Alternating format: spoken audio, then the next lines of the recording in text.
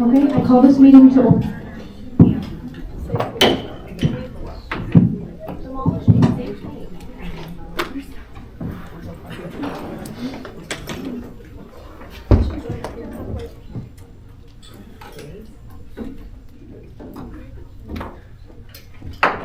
Okay, Bertha, if we can get the land acknowledgement.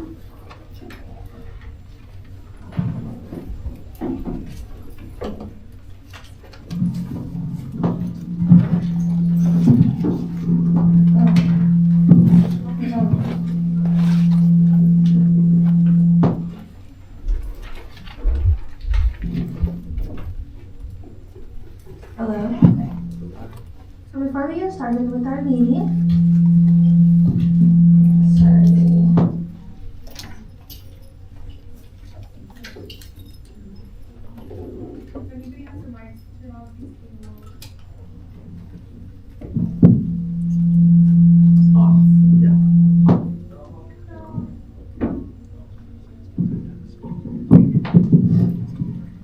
okay, so before we get started with our meeting, I will be reciting the land acknowledgement to remind us that we are in a land grab, not land grant.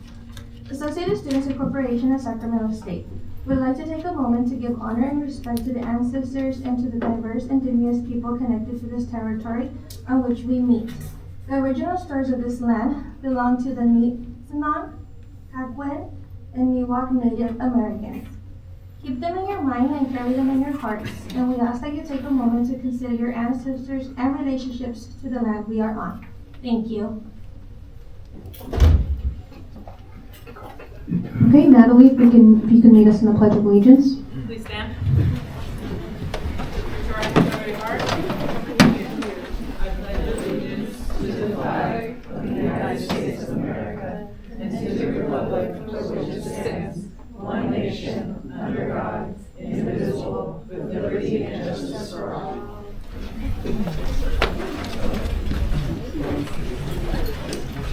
And do we have a moment of silence?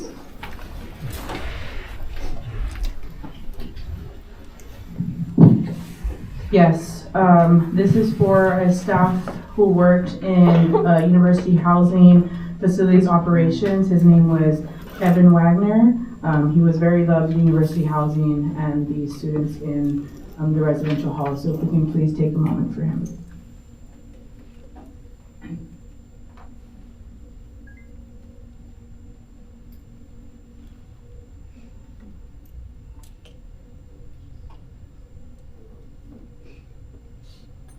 Thank you. Okay, Javier, if we can get the roll call. Andrade Dominguez, Present. Bolas, Here. Varela, Here. Tom, Here. Vega Castellanos, Here. Torres, Aguirre, Here. Colleen Vasquez, Here. Cani, Here. Jimenez, Present. Ambalia, Hussein, this one, Curry, Here. Gallardo, Here. Wen, Here. Moore, Masuli, Here. Gill, Here. Dunning, Present. Wall here, Rocha. Here. Okay, next we have the approval of minutes for 10/25/2023 board meeting, 11/1/2023 working board meeting, and 11/1 special 2023 special board meeting. If there are no objections, the minutes will be approved. Okay, seeing none, the minutes are approved. Next, we have public comment. Members of the audience may address the board on any item within the jurisdiction of the board or any agenda item. If you wish to address the board, please sign the speaker identification sheet.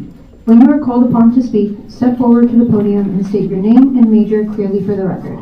Comments are limited to 3 minutes and the overall time is 15 minutes.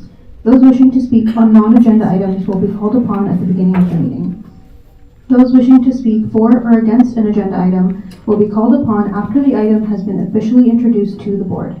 Every agenda item will be open for public comment before the board takes formal action on the item. Are there any general public comments?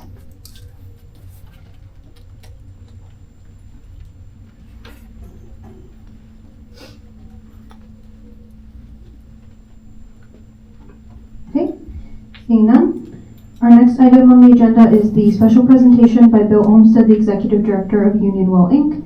This presentation has been canceled, so we will move on to our next. The Bill Olmsted, or the Executive Director of the Union Well, Inc. was not able to make it today, so he did cancel the presentation. So we will move on to our next item, which is consent calendar. All the items on consent calendar are 2023-24 1155 Maria Tom Andrade Dominguez Financial Committee appointments. 2023-24 1156 Tom Andrade Dominguez University Committee appointments. 2023-24 1157 Tom Andrade Dominguez recommendation to the President for University Committee appointments. 2023-24 1158 Bolas Tom Andrade Dominguez internal committee appointments. 2023-24 1159 Vega Tom Andrade Dominguez Faculty Senate Committee appointments. 2023-24 1160 Vega Tom Andrade Dominguez Grade Appeal Committee appointments. If there are no objections, the consent calendar will be adopted. Okay, seeing none, the consent calendar is adopted.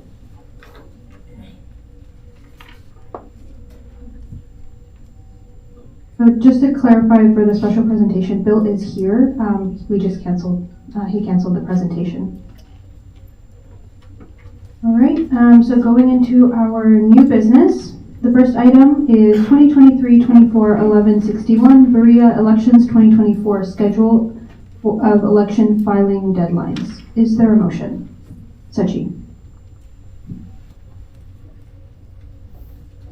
I move to approve 2023-24 1161 Berea Elections 2024 schedule of election filing deadlines. Second. It's been moved and seconded. Is there any discussion? Sachi. So as mentioned in the previous working board meeting, this is the proposal coming from the ASI election committee, and this is the schedule for the election filing deadlines for the spring 2024, and I will read the schedule.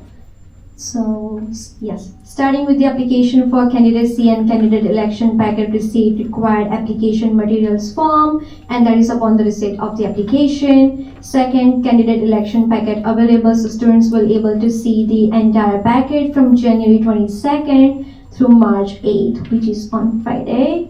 And then letter of intent authorization for academic information release election complaint resolution agreement. Request for candidate statement can be January 23rd through March 8th. And officially campaigning begins after the candidate eligibility is determined. That's gonna be from March 15, Friday, 2024. Candidate endorsements due from clubs April 5th, 2024 and due by 12 p.m. and there is a wet signature required on the endorsements. Election date starting from April 10th from 8 o'clock in the morning, April 11th, 7:30 in the evening, which is on Wednesday and Thursday. After that, campaign expenditure report with receipts, so they have to turn whatever expense they did with the original receipts.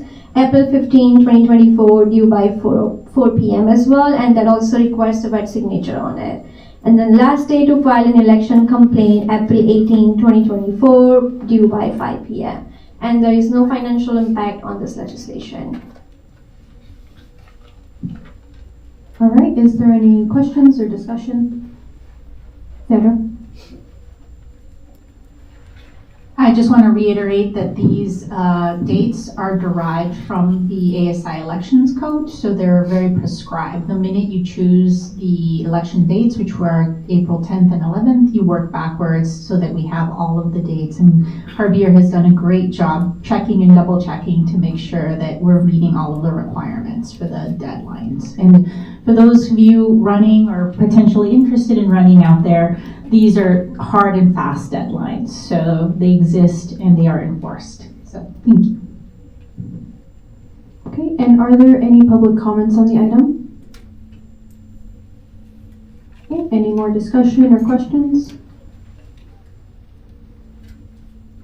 Okay, seeing none, we'll move to the vote. All those in favor of 2023-24 1161, Berea Elections 2024 Schedule of Election Filing Deadlines. Please raise your hands.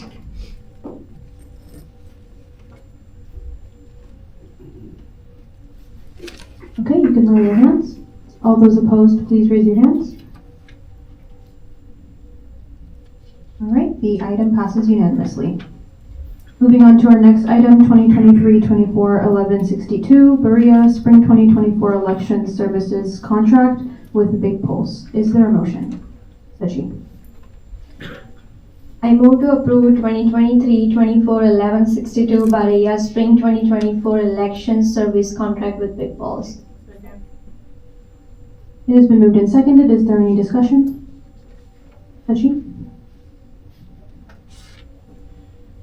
This is the last one, sorry.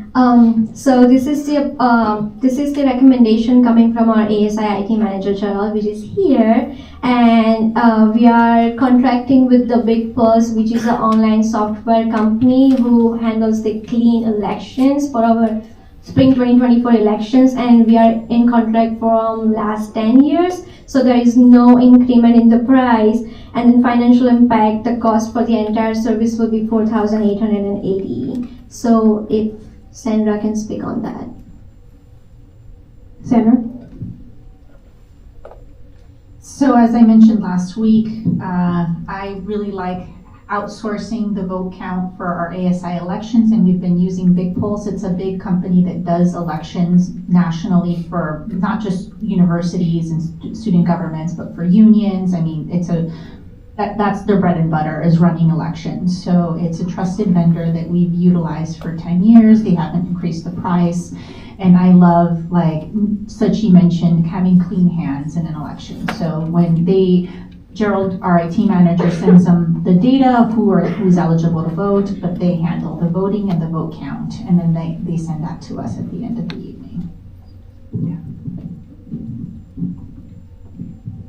Is there any other discussion or public comment on this item? All right, seeing none, we'll move to a vote. All those in favor of 2023-24-1162 Berea Spring 2024 Election Services Contract with Big Pulse, please raise your hands.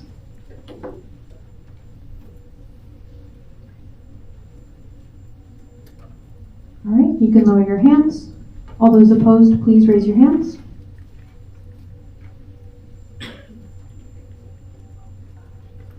All right, seeing none, the item passes unanimously.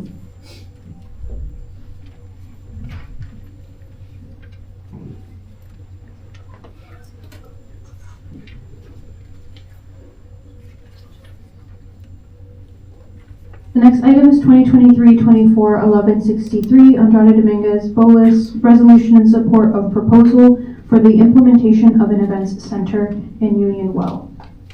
Is there a motion? Natalie. I move to approve 2023-2024-1163 resolution in support of proposal for the implementation of an event center in the Union Well. Second. It has been moved and seconded. Is there any discussion? Natalie. From our past working board meeting, we did a lot of revision to the resolution in conjunction with a lot of the exec members with speaking to university leadership on both ends. So I do want to read this out because of the impact that it had. Whereas Associated Students, Inc. at California State University, Sacramento, ASCSUS, is the sole representative voice of more than 31,500 students at Sacramento State. And whereas it is a duty and focus of ASCSUS to represent and support our students and advocate for policies that would benefit the student body. And whereas in 2004, Associated Students, Inc. passed a referendum to create a wellness, recreation, and event center at Sacramento State. The title of the measure was California State University, Sacramento Recreation Wellness Event Center. And whereas 2,415 out of 4,378 students, about 55%, approved a $72 million wellness, recreation, and event center. And whereas in 2010, the well opened but did not include an event center due to market prices rising and the fact that construction of an event center would have surpassed the allocated money. And whereas in 2014, the Unionville Inc. Board of Directors acknowledged the need for an event center after 10 years, and an event center referendum called for a proposed 219 semester fee, but was voted down by students because they did not agree with the fee increase. And whereas now in 2023, University President Luke Wood is proposing to the Unionville Inc. Board of Directors to install expandable bleachers, lighting, flooring, scoreboards, and a public address sound system to the large basketball courts located in the well. And whereas this new event space is planned to be completed by the beginning of fall 2024 semester, with the purpose of hosting basketball, volleyball, gymnastics, intramural sports, recreational and club sports, and other student athletic events. And whereas this space will serve the entirety of the Sacramento State community, as it will even potentially host concerts and other performing arts and entertainment events. And whereas currently the university has raised $300,053, I don't know how to say that number right now, with the power of 1,000 Hornets, which is a fundraising campaign in support of Sacramento State Event Center and will be used towards this proposal cost. And whereas the anticipated cost for this proposal would total about $5.2 million without increasing student fees, and whereas University President Luke Wood has stated that the plan does not require raising student fees, and they don't anticipate the construction will interrupt any activities in the well during the spring 2024 semester. And whereas the university does not anticipate major cost changes, and the $5.2 million does include a contingency of 4% intended to provide a margin for increased costs. And whereas the university has stated its commitment to ensure that games, competitions, and events in this proposed space will not interfere with intramural and recreational sports, and instead be relocated to the nest and/or practice gyms. And whereas due to the power of 1,000 Hornets donor contributions since the original ASCSUS referendum in 2004, we believe that the Unionville Inc. Board of Directors and the university have a responsibility to collaborate on a plan to create an event center on campus or outline alternative solutions. And therefore, let it be resolved, ASCSUS supports the proposal to implement expandable bleachers, lighting, flooring, scoreboards, and a public address sound system in the Wells large basketball courts. And be it resolved, ASCSUS urges the Unionville Inc. Board of Directors and the university to discuss the feasibility of renovating the second floor of the well into premium boxes that can be used to raise money to support non-varsity sports, recreational sports, club sports, student athletics, campus spirit, and other efforts to promote the wellness of students. And let it be resolved, ASCSUS calls on the Unionville Inc. Board of Directors and the university to commit to creating this proposed event space without interfering with intramural and recreational sports as possible. And be it resolved, ASCSUS calls on the university leadership to ensure that student fees will not raise to complete this project, nor will the construction for the project infringe access to the well during spring 2024. And be it resolved, ASCSUS calls on the Unionville Board of Directors to support this proposal at their next board meeting and propose a net revenue shared agreement at the direction of the president that significantly enhances support for non-varsity sports, recreational sports, club sports, student athletics, campus spirit, and other efforts that promote the wellness of students. And let it finally be resolved that the following resolution be distributed to the following list. So with reading the new resolution, with working with other board members who had concerns of the resolution last week when it came to the board, I want to ensure that everyone still feels comfortable with this proposal. So if the chair allows everyone to allow time for other board members to share if they still have concerns. Is there any discussion or questions on this item from the board? Gina?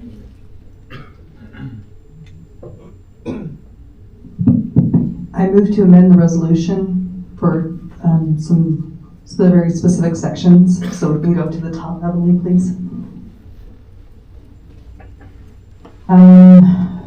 The third whereas, in 2004 it says Associated Students passed a referendum, and It was the University Union who proposed the referendum on the ASI voting platform.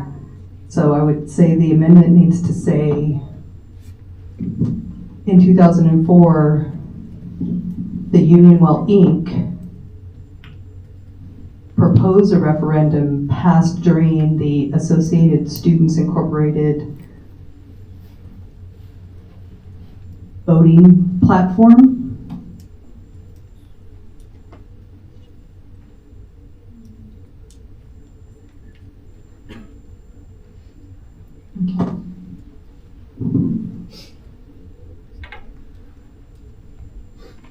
If there are no objections, we will accept that amendment. Okay, seeing none, the amendment is adopted. Gina?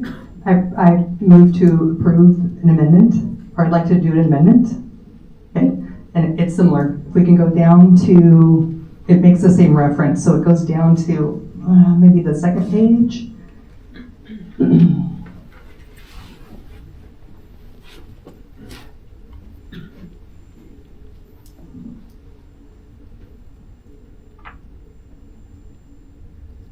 Go back up. It was on the whereas.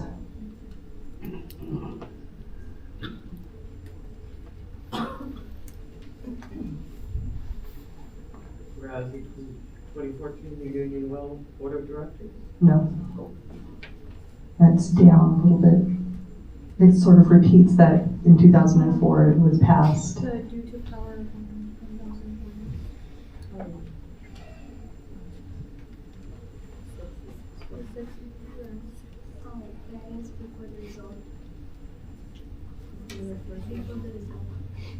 the one right before the There we go. The original ASCSUS referendum, so it'd be changed to the original Unionwell Incorporated referendum, even though technically that wasn't their name at the time. I think since it is now, it will be attributed correctly. If there are no objections, we will we will approve this amendment. Okay, seeing none, the amendment is adopted. Is there any other discussion or questions? Achi? More like the concern, let's say the event center is built in the well and then they started having games and everything. So how about the guests will use the bathrooms and the lockers?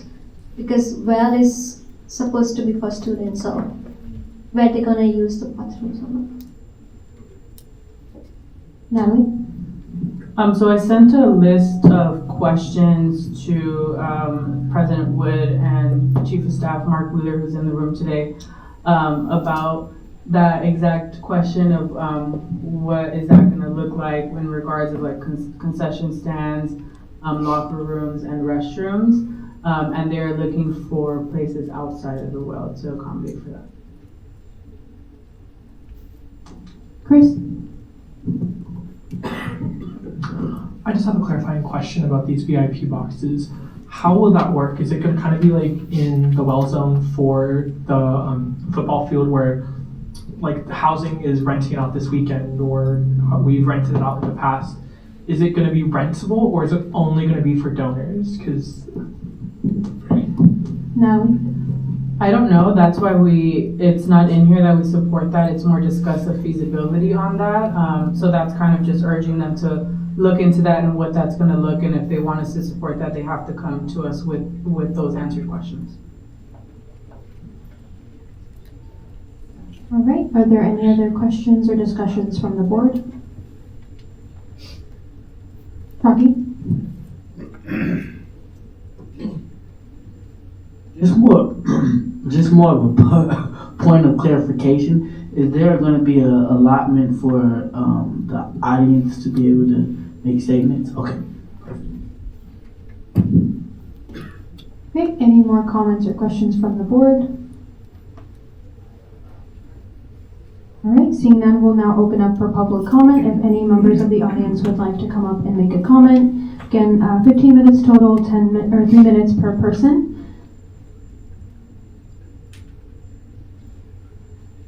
Okay, just make sure to sign the speaker identification sheet, and we are going to have our parliamentarian up front just to manage the time, the 3 minutes per person.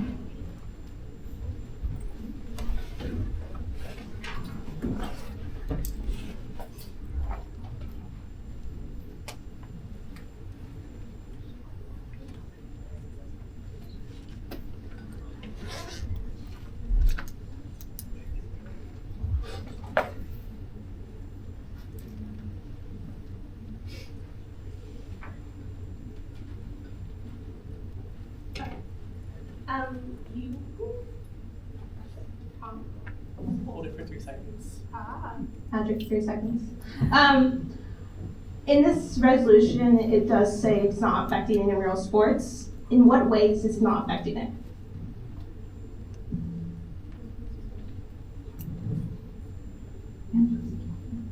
Natalie? Could you turn your mic off? Oh, got it. So that was one of like my biggest concerns when it comes to intramural sports. So that was one of the questions that I asked and was in contact with Bill about if we can see the feasibility of a schedule that works with intramural sports, with athletic sports. And with talking with Mark, he said a lot of the games are in winter session or on Saturdays. And so we're discussing of ways that a schedule will be made that will not impact the use for intramural sports. And they've also made the agreement that they will open up the nest and the practice gyms for use as well. So I just want to clarify that intramural sports runs Sunday through Thursday mainly, all throughout the semester. And just having that one gym box right now has we had to have thousands of less participants, and we've had a big outreach of cries saying we need more space and more time. So as we already trying to plan for, we already somewhat have a plan for spring, and we're already planning for fall of 2024. I just want to make sure we're clarifying how this is not going to be impacting the students using the gym, and students having also an area where they can decompress and disassociate from student life.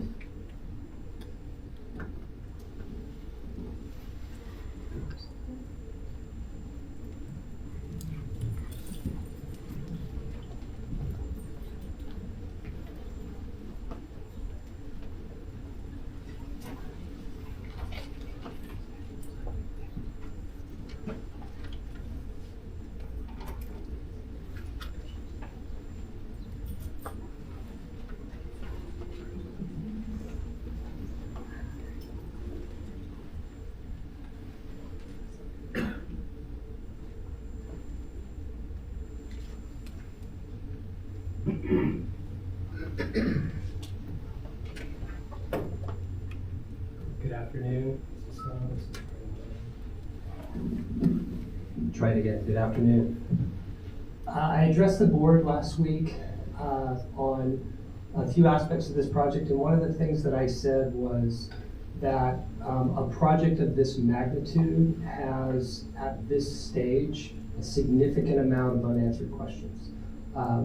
And so in many discussions that I've had since last week, I am saying that my auxiliary union, Well Inc., we will work with President Wood and the administration to move forward and to find answers to these questions and then engage in that process together so that we can take the vision of the university and find the best way to implement that for our students of today. So I just wanted to put it out there that our auxiliary is committed to supporting the ideas of the president and also at the same time keeping the best interest of our students in mind. And so that's why the coming months are going to be crucial as we seek out and find the answers to those questions about this program. But we will do it together, and we will form a committee of all of the necessary stakeholders to make sure that there is that representation and voice as we craft what this project will ultimately turn into. All right, thank you. Thank you. Is there any other comments from the audience?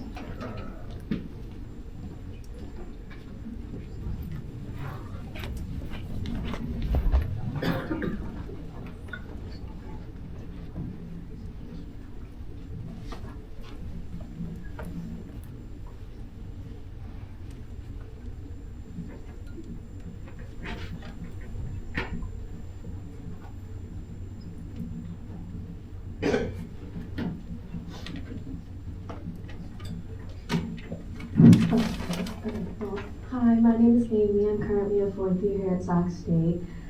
I've been coming here since my freshman year and have been utilizing the well since my freshman year. So I guess my question is, like, what's the point of this? Because I feel like if we're taking away intramural sports in a way for, at least I hope we can all agree, coming from a student's perspective, that working out is a way to exhilarate our mental health. You know, not a lot of people like to talk about it, not a lot of people even seek that hope, and that's okay, but an outlet is the well. And so taking away intramural sports, people who are unable, whether that be through funding or incapable of like actually participating in a school sport, intramural sports is an outlet for them, for students like me, for students, any of these students really. And you keep saying, I keep hearing like, this is for the students, this is for the students, but who asked? Who asked the students if we want this? I'm not saying that esports isn't a way for an outlet for students. I play games. I understand it's a comforting thing, and whether that be at home or at school. But I think there's a place and a time, and this is not the place or the time. You can't destroy the well. That's something that has been here for years, have helped many students with many different challenges, and expect, hey, we're gonna do this and you're gonna like it. But that's not how it works. You're supposed to be here for the students. But I mean, raise of hands, who really wants an esports arena? Because I don't. I want the well how it is.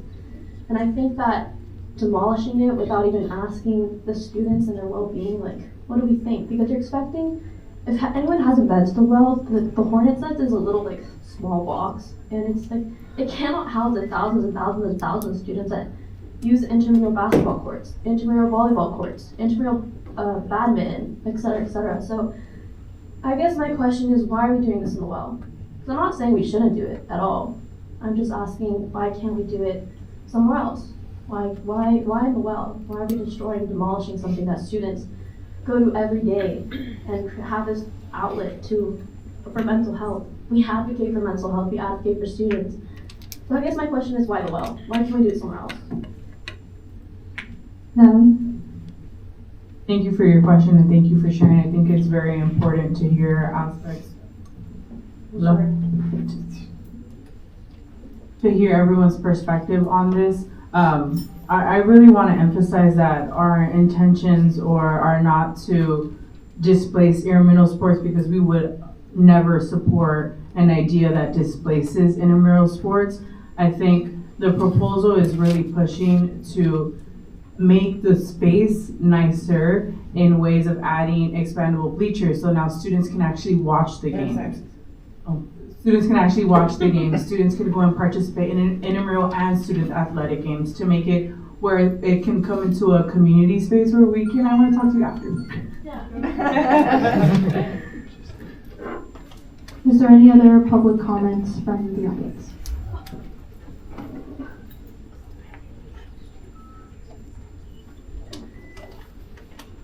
Hi, so I wrote this testimony to the board in the comments section online, but I figure I'll repeat it for the rest of everybody here.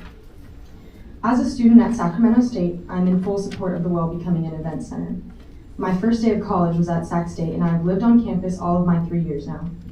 And because of my countless hours spent on this campus, I know we are in dire need of a space like the one being proposed to the well. This space would completely progress the quality of student life, and I think it would have the ability to engage so much more of the student population, creating a larger and more invested community, especially with all the students we have as commuters. This space would allow This space would allow for so much more than a sports event center and could be used for so many other live events otherwise being crammed into the union. What What would our campus be today if steps like this progress were not made over the last 75 years? My understanding is that there has been a significant fund stockpiling for roughly the last 30 years in student fees and alumni donations, where those individuals have been promised an event center time and time again, but with no prevail.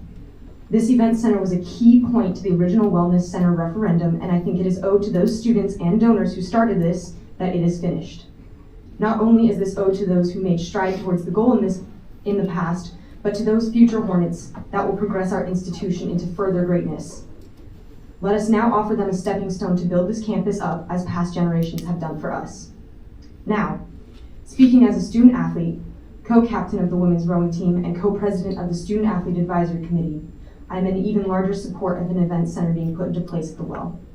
Maintaining intramural sports and general student recreation is of utmost importance, and that is exactly why this resolution must be enacted. It wouldn't only benefit D1 teams. I would not expect those athletes to give up their space nor ask them to without reason. I believe that so many student athletes, D1 or not, would be legitimized by having spectators in a proper facility, and that having a designated communal space would expand the Hornet community. Having the opportunity to spectate sports events will give more students a sense of school spirit like that often found at football games.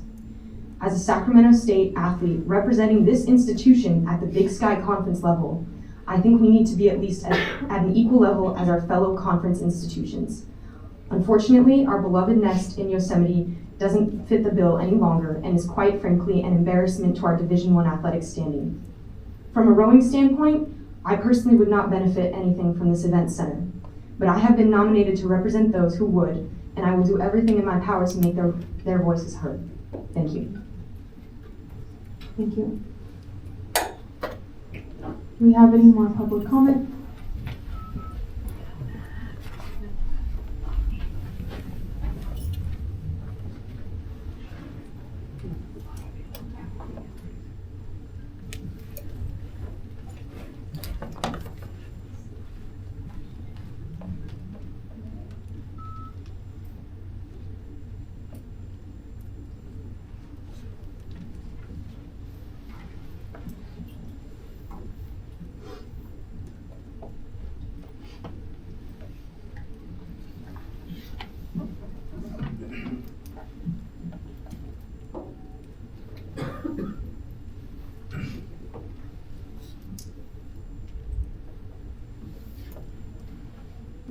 Hello. Good afternoon. My name is Mac. I'm a public relations major. In the proposed resolution, it says that the board would support the use of the event center for various sports like basketball, volleyball, but it doesn't specify which specific teams. My question is there anywhere in the proposed resolution that would ensure that the event center, if created, would be used equitably for both men's and women's teams? Natalie? 100%. It should be equitable, and I hope the university leadership is behind us that they will strongly take that into consideration, that it is equitable for all teams to play there.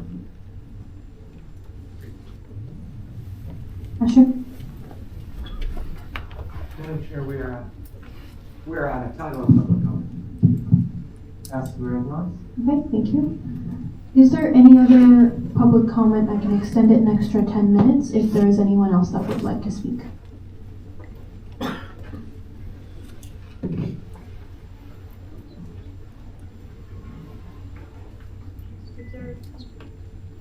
If there are no objections, I would like to extend the public comment an extra 10 minutes. Thank you. Hi everyone, Hello. Hi everyone, I'm Jessica Swart. I'm a staff member. I work at the Well. And first and foremost, I want to say absolutely in support of an event center for this campus.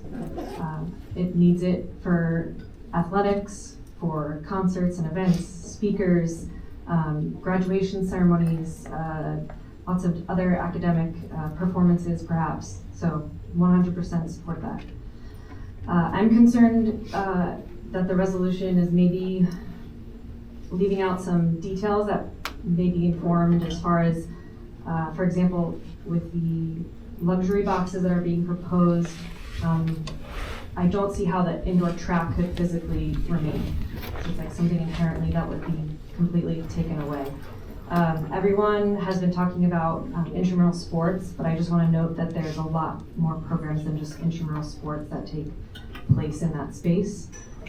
So we also offer recreational therapy, so adaptive sports, wheelchair basketball, wheelchair rugby, program that is outstanding when compared across the country, that we have a program like this that supports activities for persons with disabilities, that we work with our academic RPTA departments. We bring in community access leisure and community members to support that program as well. All that equipment is stored and used at the well, all our staffing and infrastructure for that as well. And then also informal recreation, so not just, again, someone has to like sign up for a sport and play, that at the end of the day, anyone has access to go play badminton, volleyball, pickleball, basketball, soccer. The other thing is, if anyone's been up at the well, up on the track and where the gym box separates from the mat court, you know that there is no wall there. So just concerning at the proposal of like a concert or even an athletic event, which is very loud and rowdy. I hope it's loud and rowdy that we're all cheering for the Hornets. It would be very difficult to hold a program elsewhere in the building and be able to like hear an official whistle or anything like that. So it's just concerning the language that's saying that things won't be affected, because they certainly will be. So taking that into consideration, I think would be important. Okay, thank you. Is there any other public comment from the audience?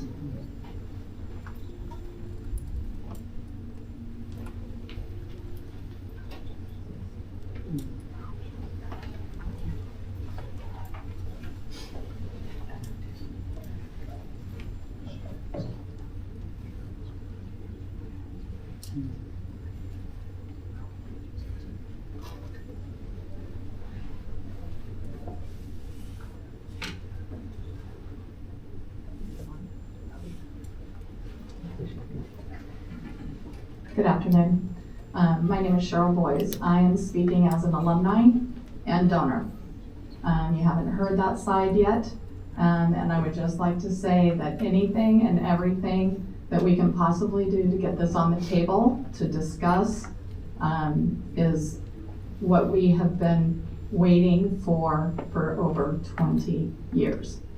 If we did not, as a foundation layer, for this university, if we did not progress, we wouldn't have a science center. And I can say that's one of the proudest moments that I've seen in a long time, is seeing the science center come to fruition, and we can do the same with an event center. It's deserved, it's needed, and I'm so happy that you're talking about it. Thank you. Thank you. Any other public comments?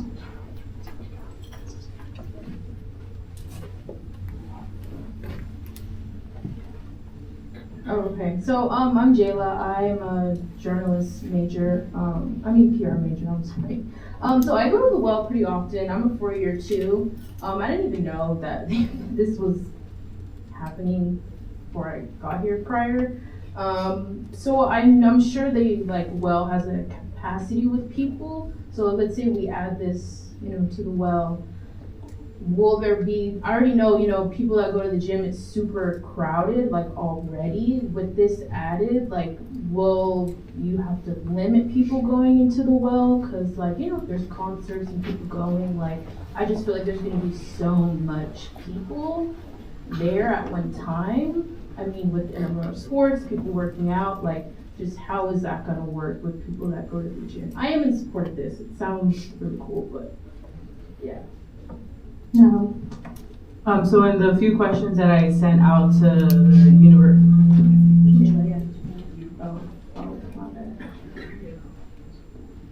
that was one of the questions that came up. So they're looking at doing an exterior exit so that they won't have to come in through the main. like entrance place that they can come in through the back, that can limit that traffic of it. But that's a really good question, and I think I hope that they would take that back in considering, what would be the limit, what would be the capacity that they would allow in there. But I know they did mention an exterior exit, so it wouldn't be so much traffic in the main entrance. All right, thank you. Any more public comment?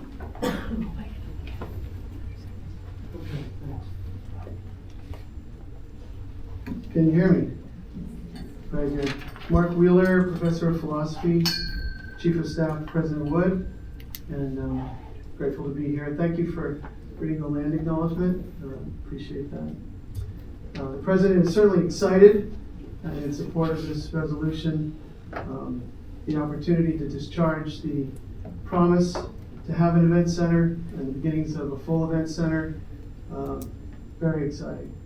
Will redound to everyone on campus and everyone off campus who's a part of the Hornet family. So this is a really exciting opportunity. I want to make a couple of comments in response to concerns raised, because these are really good concerns about the details of the way this works out in phase one with respect to the expandable seats and the space in the well that will be impacted. We're in the early phase, as your resolution makes clear. We're in the study phase of this project, and so all the details of the impacts will be worked out, and we're very excited to be working with the Union Well leadership and with the executive director. Our people and our auxiliary will work very closely to ensure that we have a center that we're proud of, and a center that serves the students as you would hope and doesn't impact the students negatively. In fact, the hope is that this improves rec sports, intramural sports, all aspects of the function of the well in general. So I would encourage you to see that this resolution is speaking to that very process of discovery, that very process by means of which we work towards the solution of some of these detailed problems that have been brought up. But let's be clear, we have to have that well underway in order to get to those problems and solve them. Right? So one problem we can solve today is the problem of not moving towards getting an event center in the well by fall 24. And we can discharge on that. We can have an amazing place for our students, our faculty, our staff, our alum in the near future. We can also say with certainty, all the people in the room I think would want to hear this, that we won't do anything that would be inadvisable for Sacramento State University. We're not trying to raise fees. We're not trying to add fees. We're working with existing finance and budget to ensure that we do something good for the Hornet family. Those 1,000 Hornets who have contributed money, the students who have contributed money, and the needs that we all recognize for now over 20 years for this center. So I encourage you to keep your eyes on the prize. The resolution speaks to a process by means of which we move towards a successful event center in the well. Thank you. Thank you so much. So now public comment is closed. I will open up the discussion back to the board. Are there any questions or discussion from the board? Chris.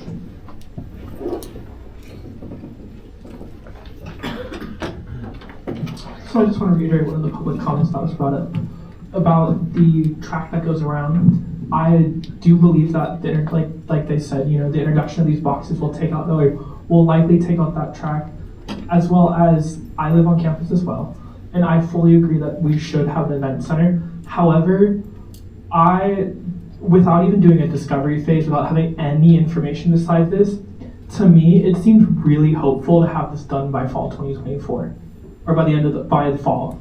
It's a massive project. It's millions of dollars, and let's be real, construction projects get behind, things happen, and I don't want us to pass this and then be all excited for it to potentially come in 2024, and then in fall, we get a notice from the university, hey, something came up, something happened, we have to push this opening back. And then it continues to close down or limit the parts of the well that students need. So I think we should take that into consideration because we don't even have a projected, like, we have a very small shell of an idea that it sounds great. However, that's a year from now. To me, that doesn't seem like there's enough time, and I'd be afraid that we'd be going into next year with a half-built project that might have run out by money by then. So while we're saying now nothing's raising, how can we guarantee that next year? How can we guarantee for future Hornets that their fees will not raise from this and we will have a completed project? Natalie? I want to clarify a little bit the confusion of maybe the saying of an event center, that it sounds like we're demolishing the entire well and building up this space. What this proposal and project is really saying is that to add expandable, retractable bleachers. So if any of you in like high school had a gym and you see like bleachers seated up and then when they pull them out, they come out as bleachers, that's really what they want to add to the basketball courts that are in the well. So it wouldn't take over like any of the walking space on the other side or kind of like whole back area. It's to add expandable bleachers to those courts, and that they can be put back in. So they can be used as normal for the recreational use for any other games or intramural sports that use them. But in times for games, they can take those out and use those retractable seating, and as well as adding a scoreboard, as adding a public address sound system. So we can just advance that area with when we're using it, lighting. So if they want to broadcast or record, they have the lighting in there. So it's not like this entire space where we're gonna like, bring it all down and then bring it back up. It's just utilizing that space in the courts to add those items, so then it can be used for games, and then it's in here to discuss even if they can have concerts or if they can have a guest speaker. So more like an event, don't think of like a whole Taylor Swift concert happening in there. More of just like if we want to bring a guest speaker, they come in there, use it for the hour, and then go back to normal use. Was more of the idea. And I did ask the question of, well, do they anticipate it rising? Does it anticipate it? And they told me that the ABA team is fairly well at estimating costs. And they're saying it's going to cost around $5.2 million, which they are committed on paying on the university's end. That will not affect or having to raise student fees. And they do have a 4% contingency, which means they've added like a 4% rise if they anticipate price costs going up. Alec? So 2 things. I'm really glad President Wood's cabinet is here. First off, student pays more than $400 per semester for access to the well. So it wouldn't be in our best interest for students to not be able to use the full access of the well during spring 2024. I can only advocate till spring because all of our terms end in spring and not summer. So realistically, if we were to start the construction, it'll be during the summer for an expected end date of fall. And then the second thing is I also sit on the Union Well Board, and I know it's part of the resolution that talks about a feasibility study of adding boxes for the second floor in replacement for the indoor track. My understanding is the indoor track is the only place for students, not athletes, students to use track. If they were to use the stadium track, my understanding is only reserved for athletes. So realistically, if we were to replace the indoor track with boxes, then the outdoor track must be open for students. So really quickly, I would like to propose, if there are no objections, I would like to change the title of the resolution from resolution in support, or change it to resolution in support of proposal for the implementation of an events space in the Union Well. Are there any objections?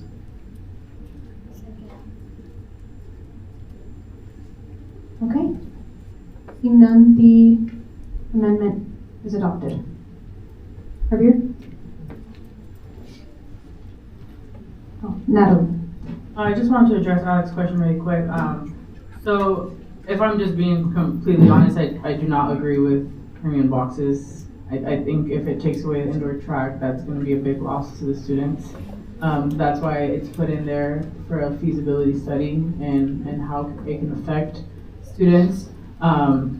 So that's why it's written as a separate whereas to discuss feasibility and not in the on the whereas on top of that where we're supporting the bleachers and the scoreboard and all that stuff. Just wanted to clarify that. Javier? So Natalie, my question to you would be, has there been any discussion if the president's cabinet or whoever's on this planning committee, if they want to move forward with any boxes or any additional construction outside of the bleachers that are being proposed, what does that look like? Are students going to be incorporated in that conversation? Are they coming back to ASI for another resolution? Has that been a topic that's been discussed? So yes, I spoke briefly with President Wood about that, and we're only supporting essentially just phase 1 of this. So if the university leadership or the union will want to come back with a different proposal or phase 2, then that would be another item that comes to the board in support. In regards to the planning committee, and they're here, so I'm directing this to them, that they include students in that planning committee who are a student at large, student athlete, and intramural sports, or someone who's not directly would, quote unquote, would benefit directly from the space, to ensure that all voices are included in that process. And if there is a phase 2, phase 3, phase 4, that those students are included in that committee.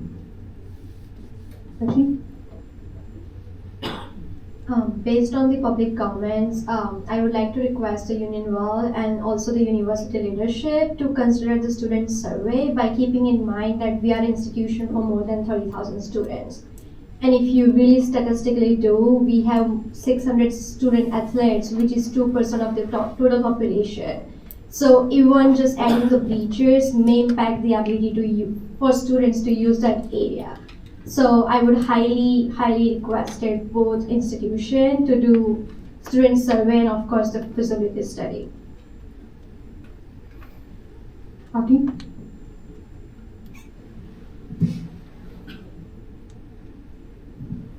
I want to address a few things that I've heard, and I actually provide a perspective of someone new to Sac State. One of my largest jobs in my position is really being a student liaison between the president's office and the student body, and that requires understanding and asking a lot of questions around students. And of course, the second question to that is, how is the student life? One of the biggest things that I hear about Sac State that it kind of hurts is that it's considered a commuter campus and it doesn't acknowledge the programming that's already and currently going on here. And I hear a lot of times where students speak about there being a need for spaces for programming and for us to be able to put on certain events. I graduated from San Diego State University. I know it's a different university, but there are numerous event spaces that are open, that could be utilized for students of this magnitude, and it has created experiences that students will remember forever, that they're able to take advantage of, bring speakers in, engage in professional development that they can then put on their resumes to then get jobs after they graduate the university. And honestly, I'm gonna be completely honest with you, those are all through student fees. Students pay to do that. I think this is one unique times where you all are going to be able to get a space that is going to enhance student life, student experience, without you all having to pay for it, because there is a healthy plan in terms of the university's commitment, the Union Wells commitment to create a space that students wanted to see, frankly, now, but 20 years ago. And it frankly never happened. So that's one of a big piece.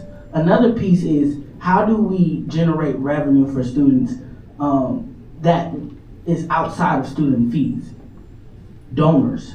I will be honest with you, there's been multiple campaigns that donors have committed to paying money to see things that Sac State has not delivered on.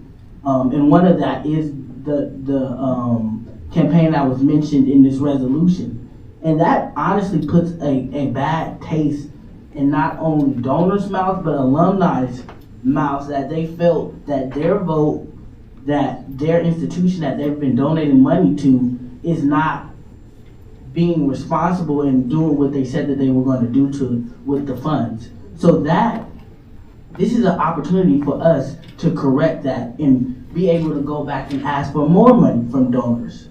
And that's a large piece, especially as the student government, to understand that relationship with the foundation to the student government. And one last point I wanted to provide. I think a lot of the conversations around logistics and how this would be built, and I think that as the student government, you have a great autonomy to push forward a need for it. I think this resolution is not a feasibility study. This resolution is not necessarily saying that this is what the plan is. The resolution is allowing students to support the idea, the conversation to have a center of this magnitude, especially without student fees. So I think that, again, I want to restate that there is not going to be a lot of times at different universities that students are able to provide a center, a space that's going to benefit them to this magnitude without student fees. Okay, thank you. Lisa?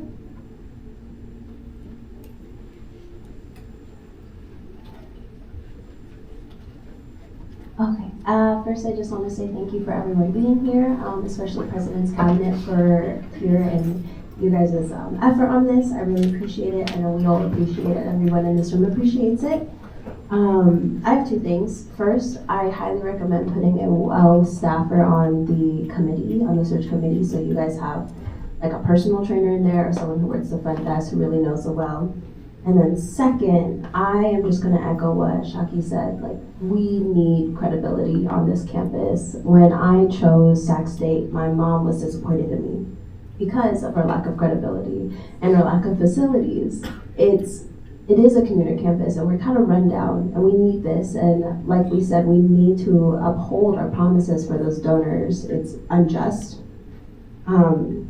And I just wanted to echo that. We need credibility on this campus, and this this idea, this proposal is not just for student athletes. I use the WELL a lot. It is really crowded, and I think this is a great opportunity for us to look at that and investigate it. And these convertible bleachers, my high school had them. It's bare minimum having a scoreboard. That's it. Thank you. Sandra? I did just want to provide some clarification to Shaki that I think you meant is that there will be no increase in student fees because the WELL fees, any money that the WELL puts towards it is student fees. So that is, but it's no increase to student fees, right? Okay. Yeah, definitely. Ashim?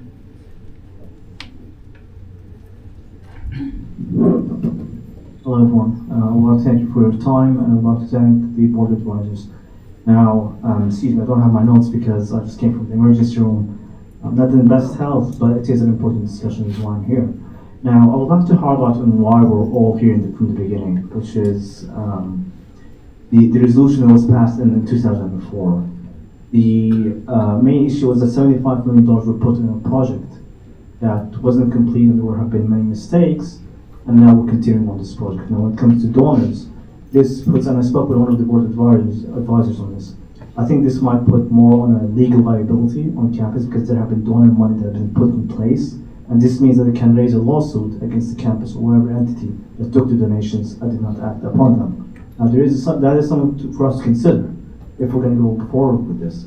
This means that we might lose more money on those systems more than anything else. Maybe that's a possibility.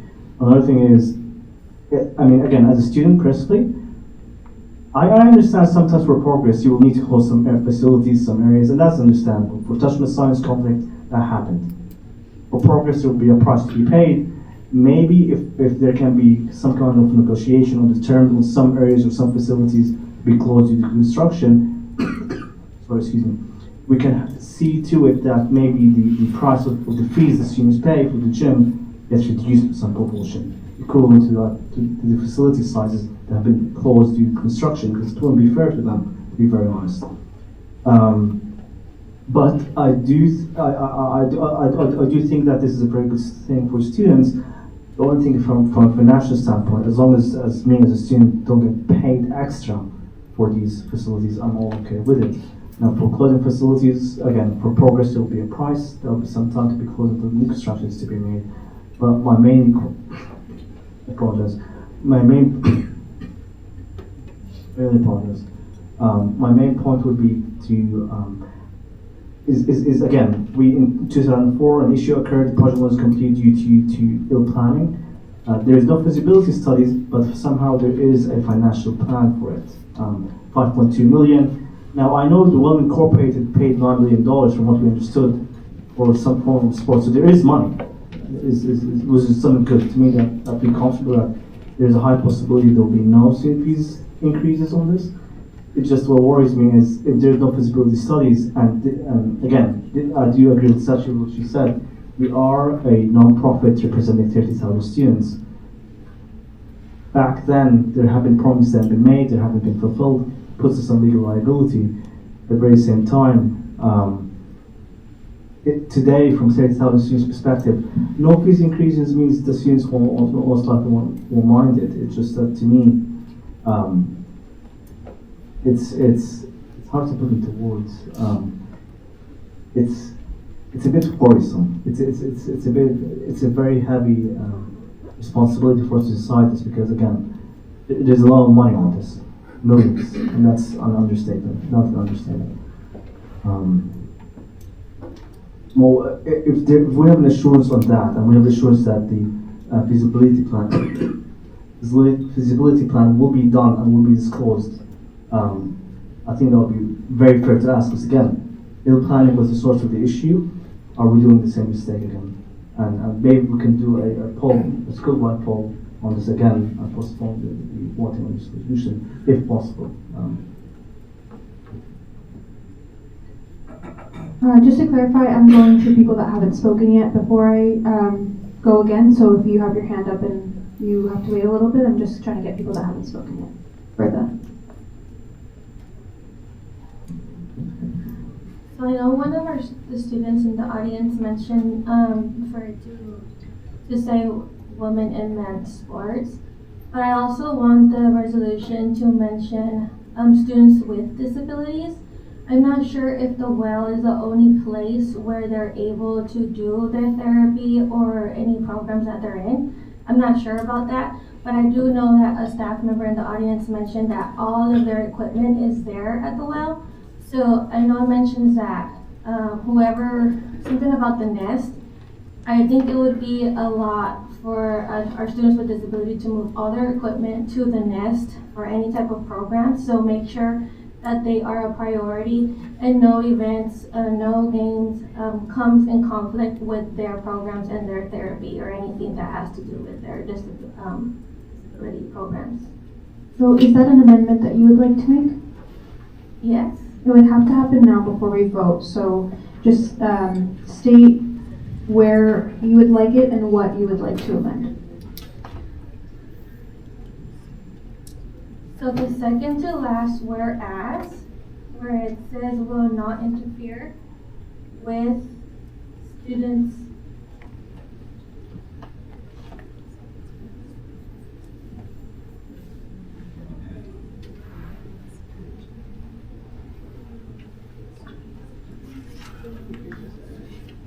to add women and men sports. There's two amendments. Let's start with the first one. Just say I move to amend, and then state the area and what you want to amend it to. So I move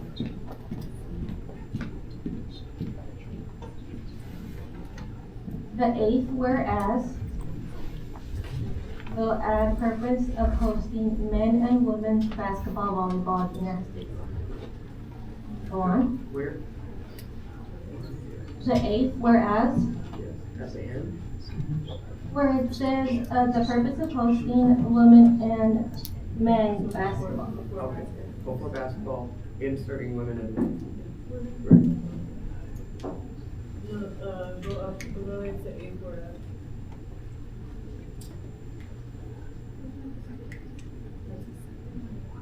Right here.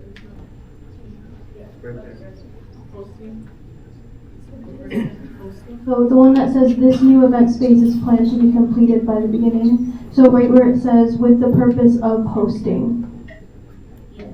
One right below, there you go. With the purpose of hosting women and men. So. Oh, I thought you do it here. Do we have a second? Second. It has been moved and seconded. Is there any discussion on the amendment? All right, if there are no objections, the amendment passes, or is adopted. Okay, is there another amendment? Yes, for students with disability to make them a priority. In the same line? Or do you want to amend it somewhere else?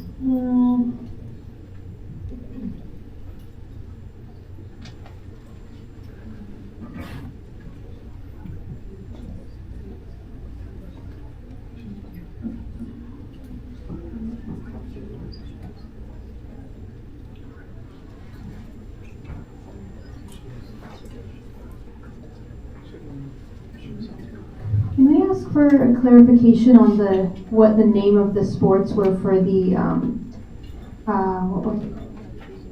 Our program is recreational therapy and adaptive sports. So you could use that or use that and that serve persons with disabilities or serves. I like that. Recreational therapy and adaptive sports. What would you like? So can we have that stated, like, can you make the motion?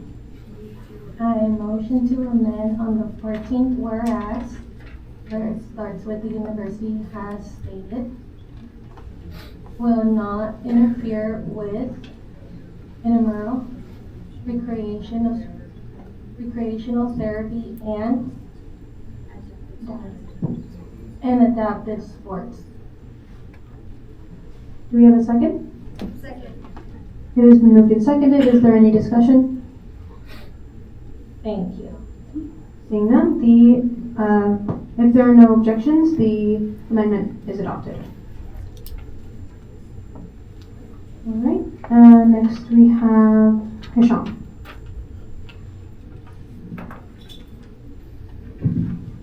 Hello.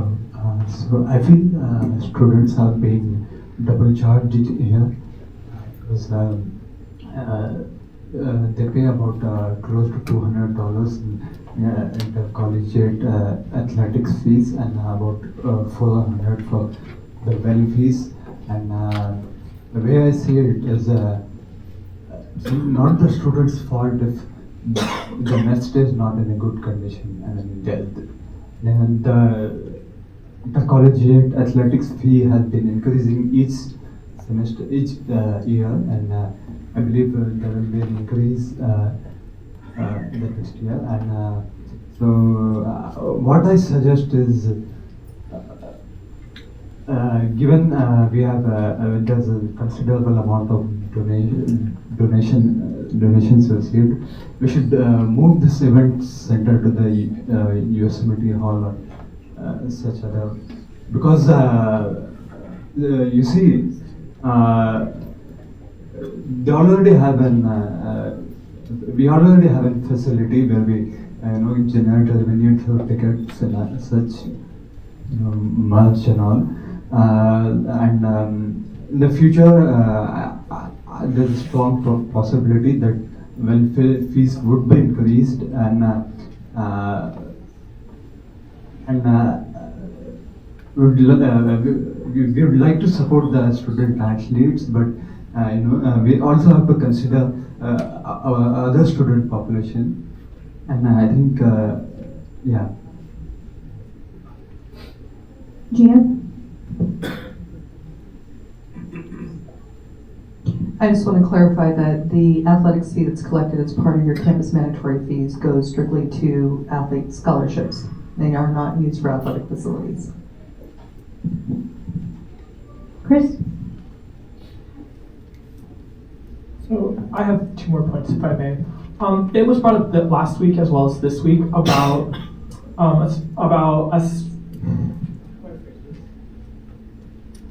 So it's been brought up about the Big Sky, sorry, I can't remember the name, the Big Sky Conference, yes. And all of our partnering schools, as well as last week it was brought up that UCs have better things than we do and stuff like that. I would also, their centers are much better and that they have more funding and that we would like that as well. I understand that. However, we are not a UC, we are a Cal State, and Cal States are meant to be affordable. And I feel like while there's no increase now in student fees, my concern is now that it will increase next year or years to come because of this center. As well as, this goes into my next point, the students didn't ask for this. They would rather have, in talking to students in housing and in other places that I work on campus, they would rather have an expansion to gym equipment, more room to do things in the well, not to sit during sports games. So I understand the togetherness and that it brings school spirit, and I think that's highly important because, trust me, I love screaming at football games. It's my favorite thing to do, and I love it. However, this is not what students are asking. Sochi pointed out, and I didn't realize this until she said it, student athletes only represent 2% of the population here at our school. We have 98% that we found out even today in public comment. One of our public commenters didn't even know we were talking about this. So I feel like while this is a great idea, it's not addressing what actual students besides student athletes are concerned about.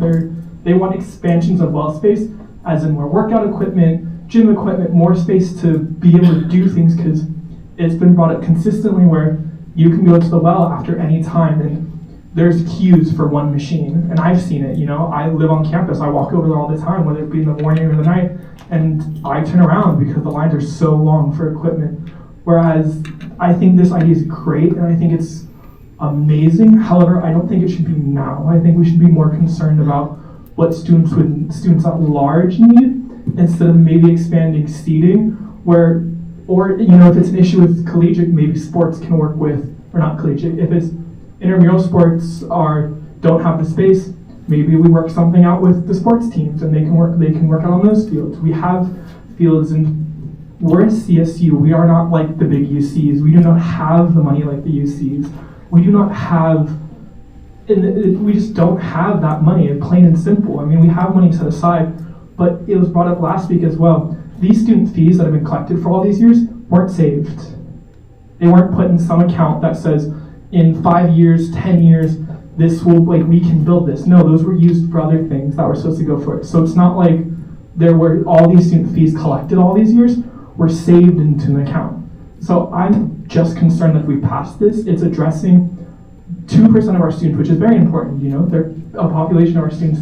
However, the 98% of our students, let's be real, 97% of them might not actually know what's going on and would rather most likely have an expansion of actual usable well space instead of the potential of VIP boxes, the potential of taking on a racetrack. Even though these are ideas, these are what's potentially being asked about, as well as it, like Bertha brought up earlier, I think it'd be a massive disservice to our students with disabilities to require them to leave a place that they know of.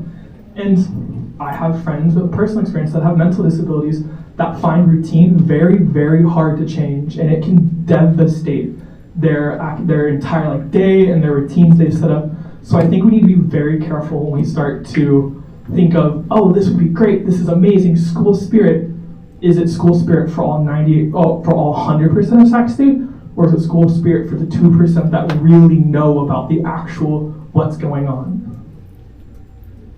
No. So a few things to your points. So this is just one phase of the proposal. So if university leadership wants to come back with, oh, well, we want to raise student fees, we want to make a new event center, we want to get rid of intramural sports, That is different from what they're telling us now, so then they have to come back and ask for another vote. They need to ask for another request. A student fee increase would have to go through referendum or alternative consultation, so the students would have to vote on it. So we do have the power to say, no, this is not what we want.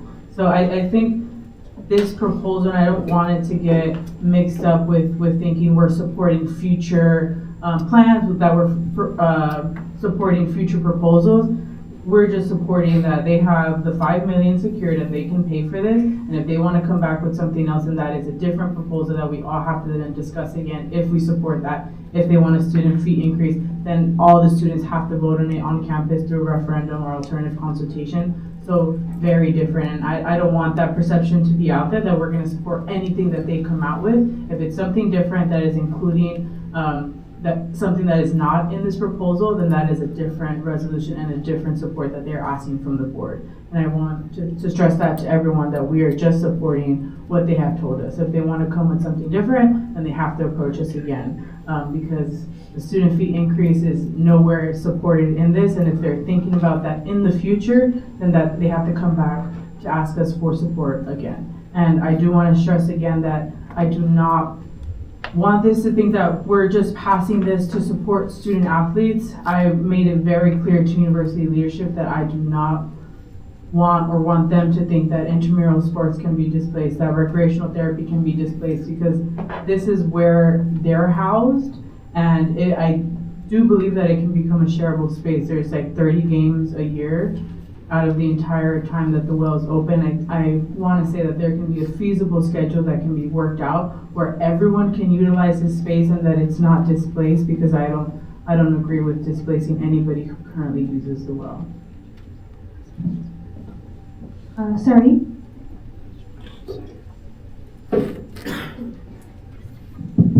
Thank you for emphasizing that. I think a lot of us right now are kind of looking at what's going to happen in 5 years or whatnot, but if you can move to the if resolved, Emily, this is what we're calling upon if the resolution is approved today, which is basically exploring the feasibility of what this could even be, and then all those questions that were asked, what those would look like, and then something would have to come back. But not only that, I wanted to mention, we keep talking about current students.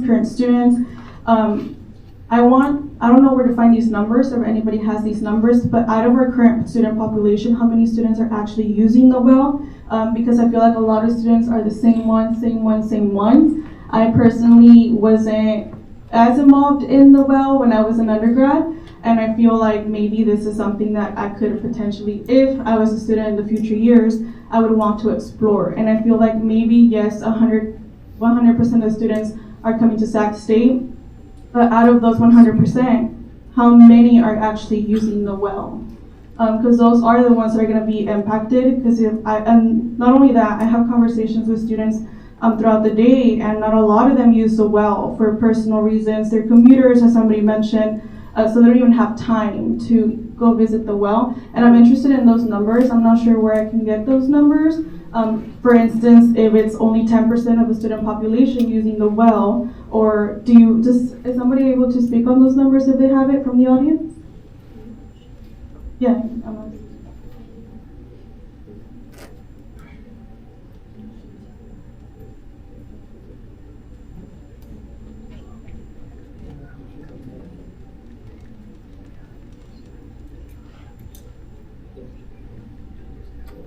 Okay, if someone in the audience has the answer to that, then we can take it.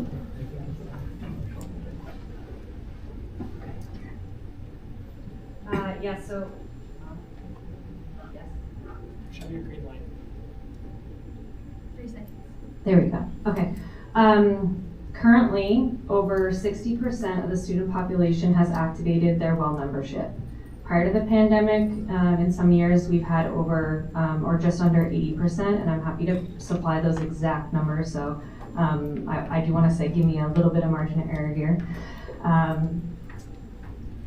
In early October, I ran numbers of how many unique students had visited the well at least once this semester. So starting with August 21st, as membership starts the week before the semester starts.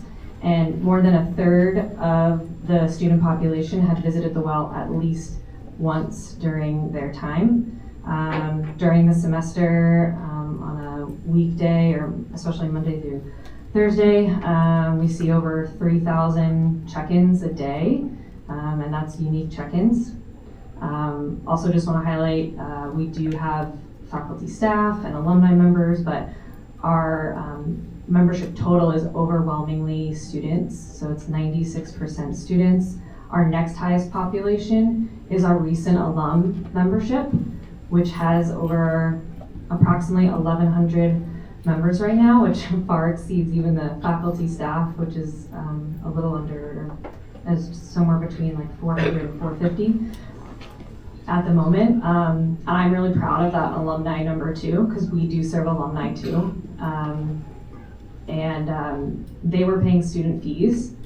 Now they're paying their student loans back, and it makes me proud that we offer an affordable membership at $19 a month to those recent alums. So they're among the folks that visit as well, in addition to the student majority.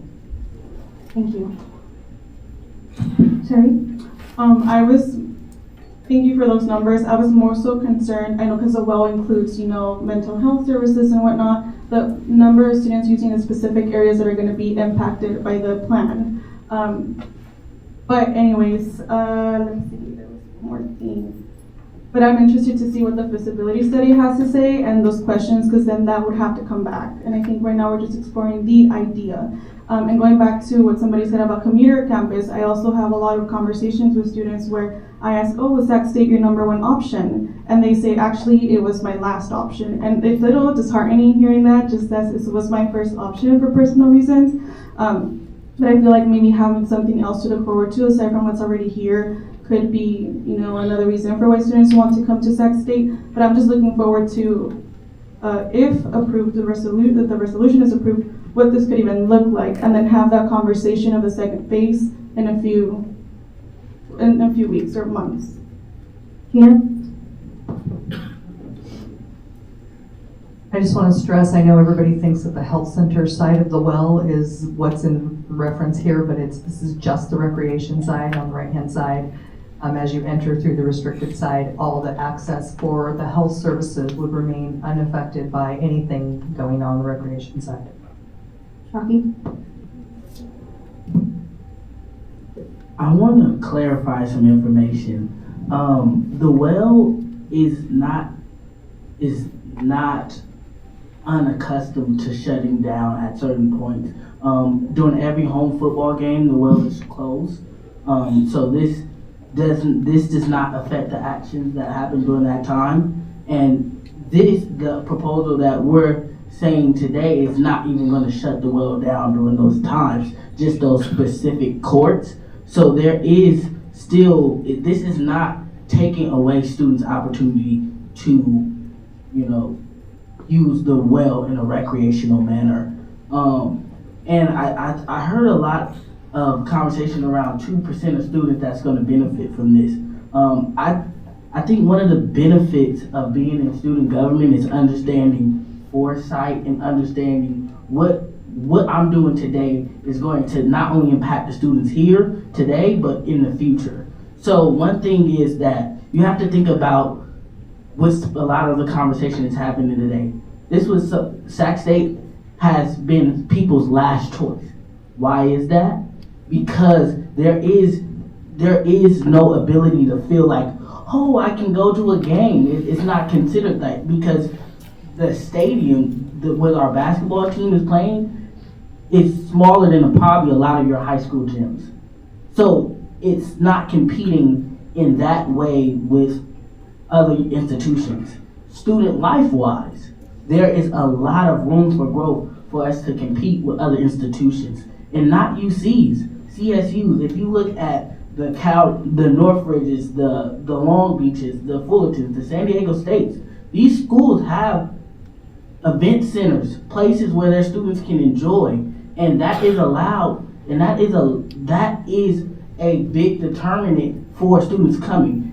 And I want to be honest with you, if you look at the numbers, CSUs, especially in Northern California, is not meeting their enrollment targets.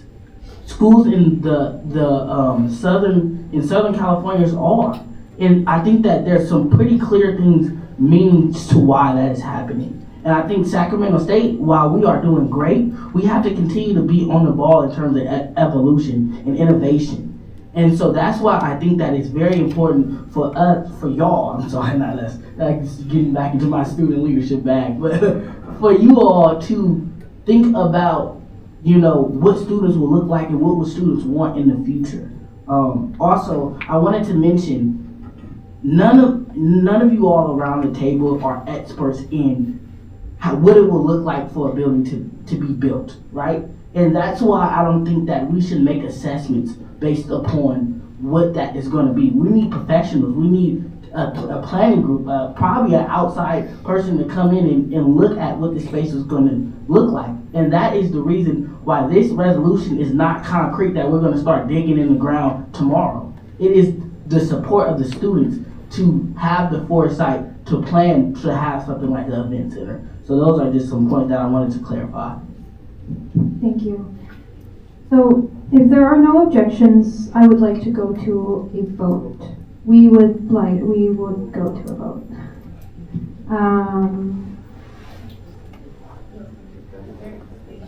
Veritas? So I know I'm here as our Inclusive Excellence rep, but I'm going to share this as an alumni. So I started my undergrad here in 2009, which is the year before the well was built and opened up for students to utilize. I want to share this because I think it kind of relates to what Shaki just shared of as students who are sitting on ASI, y'all are not just impacting the students that are here now, but also impacting the students that will be here in the future. And this, I'm processing as I'm trying to share this, but I had no clue that the well was going to open when I started here at Sac State in 2009. And then being a second year and having it open and seeing how beautiful of a facility it was. And it's actually amazing to hear how much it is being utilized by students, how much it's being utilized by alumni. But realistically, when I came here as a first year, I would have had no idea the impact that having the well would have had on our current students today. And it's actually amazing to hear how much more of a need there is because it really tells us how much more our campus can do. And I'm one of those students who's local to Sacramento, grew up here in Sacramento, and Sac State was not my first choice. But I had an amazing experience here as an undergrad. And it's been amazing to see how our facilities, how, just the improvements that have been made to campus. So my personal alumni opinion is I would love to see an event center. I think that it wouldn't just impact the students today, but really thinking about the impact and having that facility for the students that are here in the future. Because I remember when the Student Wellness Center was the space in front of Sac Hall. And now we have the Well, which is an amazing facility that was not there when I was here as a first year student. Okay, we'll end it off with Natalie. So before we go to a vote, I really just want to emphasize again what this resolution is for. It is supporting the proposal that is in here. We are not supporting phase 2 or phase 3 or phase 4 or whatever phases come later. We're not supporting student fee increase. We're not supporting displacing intramural sports. This is not what this resolution is for. If university leadership wants to come back with something, then it's going to go through this entire process again. So I hope that you all confide that it's going to be the process that will take place, and they are here listening to this now, so they know that they want something else. Anything that is different from in here, they're going to have to come back and still have to come back with the feasibility study, with what the planning committee comes out with. So just wanted to say that before we vote. All right, if there are no objections, we will go straight to a vote. Okay, seeing none, we will go to a vote. All those in favor of 2023-24-1163, Andrade Dominguez Bolis resolution in support of proposal for the implementation of an event space in the Union Well, please raise your hands.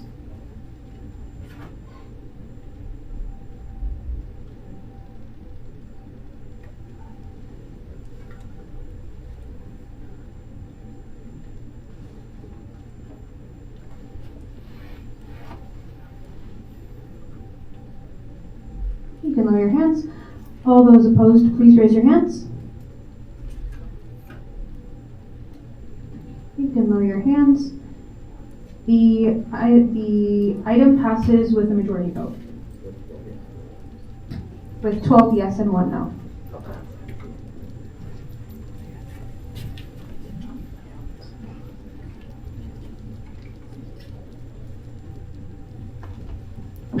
Okay, now we'll move to our next item, 2023-24-1164, Bolis, Jobber, Andrade Dominguez, resolution in support of the establishment of a center location for SWANA students. Is there a motion?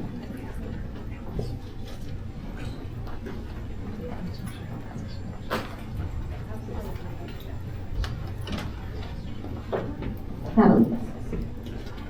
I move to approve 2023-24-1164 resolution in support of the establishment of a center location for SWANA students. It has been moved and seconded. And if there are no objections, I would like to switch with my vice chair to discuss this item.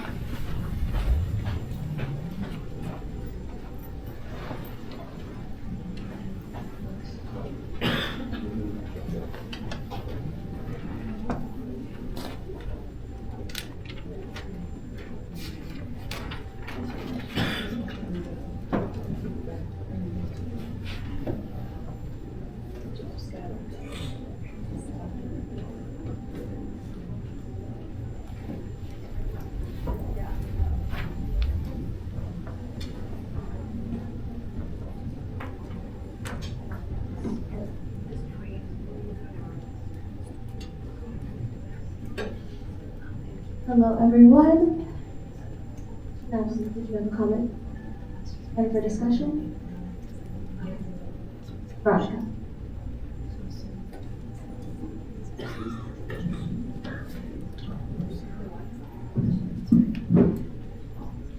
All right, so I want to read this resolution out. There are a couple things in there that I changed since the last time, but I will just read it out.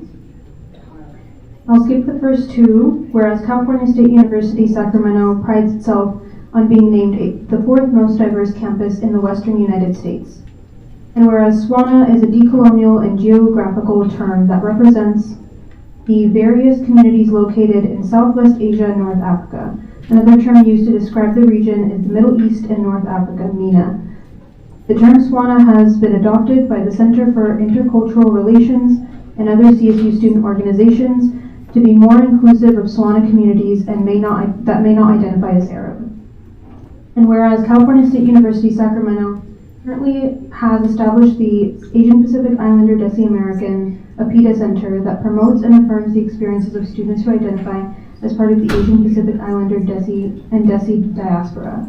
The Martin Luther King MLK Center, which serves as a cultural hub for the exploration of African American heritage and culture. The CERNA Center, with a mission to promote, foster, and enhance leadership, empowerment, self-advocacy, and civic engagement among Chicanx, Latinx students. And the Escatama Center, which serves and welcomes all Native students.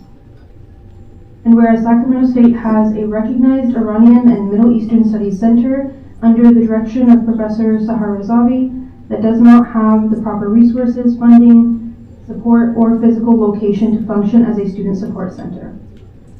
And whereas Sacramento State is committed to celebrating the many identities, experiences, and perspectives of the Hornet community, Sac State commits to more than simply celebrating diversity, but we pledge to ingrain diversity, equity, inclusion, belonging, and justice in all university imperatives to achieve our mission.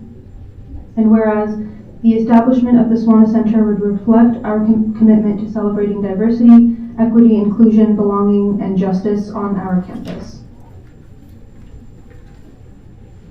And whereas SWANA people are racially classified as white in the United States Census, which has had profound consequences for the collection of socio-demographic data, this lack of data is detrimental and causes a gap in accurate data collected on people from this region, and therefore affects the allocation of resources, scholarships, and support to the SWANA community. And whereas this classification of SWANA people as white does not correspond to their lived experiences and does not properly reflect the racial and economic inequities faced by the people of this community. And whereas in light of recent events in the region, a physical center location for the SWANA students is needed now more than ever to provide the community with crisis support. And whereas the goals of the center include to provide greater access to higher education opportunities for SWANA students, to create a campus culture of knowledge and sensitivity to the personal, racial, and educational obstacles faced by the SWANA community, and to serve as a safe space for SWANA students to feel a sense of community and belonging on our campus. And be it resolved, ASCSUS recognizes the ongoing commitment of the College of Social Sciences and Interdisciplinary Studies to this project and calls on the university to provide support to their efforts. And be it resolved, ASCSUS calls on the University President Luke Wood to collaborate with the Division of Student Affairs, the Division of Academic Affairs, the Division of Inclusive Excellence, and the Division of Administrative and Business Affairs to provide support for the Southwest Asian North African SWANA students by prioritizing the establishment of a physical space and allocating resources to the implementation of a center location on campus. And be it resolved, ASCSUS calls on the University President Luke Wood to collaborate with the Division of Student Affairs, Academic Affairs, Inclusive Excellence, and Administration and Business Affairs to allocate the appropriate funding for a physical center location for the SWANA community. And be it resolved, ASCSUS urges University President Luke Wood to collaborate with Student Affairs, Academic Affairs, Inclusive Excellence, and Administration and Business Affairs to establish this physical center location in full cooperation with campus partners who have already demonstrated an ongoing commitment to the establishment of the center space, including the College of Social Sciences and Interdisciplinary Studies, students, faculty, and staff from the SWANA community, and the current Iranian and Middle Eastern Studies Center. And be it resolved, ASCSUS urges the university president, the Office of the President, specifically Institutional Research Effectiveness and Planning, to collaborate on and develop a plan to begin collecting data on students, faculty, and staff from the SWANA region on campus. And be it resolved, ASCSUS urges that the Center for SWANA Students provide academic, personal, and professional support, resources, and the appropriate staffing to function as a successful center. And finally, be it resolved that this resolution be distributed to the following list. All right. Is there any more discussion? Chris? I just want to say, because I can't vote on this, I think this is amazing. I really think this is really important, especially since I did not realize that they were classified as white, and I am sadly not surprised by that. However, that does need to change, and if we can do something by even opening a center somewhere, that would be amazing. But I also did have a question. Did we have a recommendation of where this was going to go? Was it going to go here in the well, or not in the well, the Union, or was it going to? Did we have some idea where it would potentially go if this passes and opens? Veronica? So there's some ideas right now, just because the College of Social Sciences and Interdisciplinary Studies has been, we found out today that they've kind of been working on it already, of finding an actual space for the center. And so they have some ideas, so that's why we put in here that we want the university to collaborate with them, since there have been efforts already going on, and we don't want them to be left out of the conversation. So we want them to collaborate with them and kind of see what their options were, and maybe if there are some other options that we can explore too. Gina? The process for physical space, at least, it has a policy related to it with space planning, and so there's a process that all of the divisions take part in, and so it would have to go through that process. So even if there are ideas about what that would be, it has to be applied for and go through the proper committee process to be evaluated and determined between all the different groups. And so the fact that all the different divisions are mentioned is really appropriate, because all of them are involved in at least the physical space allocation beyond other kinds of allocation. Is there any more discussion? Chris? Just one more. I just thought of this. If we pass this, if you guys pass this and this comes up, where will the funding come from this? Will it be where it's kind of like our other centers, where I just am curious where the funding would come from. Tina? Kind of like everything. This would have to come from somewhere where money is already allocated. And so it goes through a university budget advisory committee. It would come up through budgeting requests, through likely the division and the college, up through academic affairs, and that would be part of academic affairs request to work with student affairs. Student affairs has most of the support centers, and so what does that look like in those collaborations? How would they come together on that? And the request would come from University Planning Advisory Committee, of which there's student representation as well as faculty and staff and administration. Is there any more discussion? Okay, the item will move to a vote. All those in favor, raise your hands.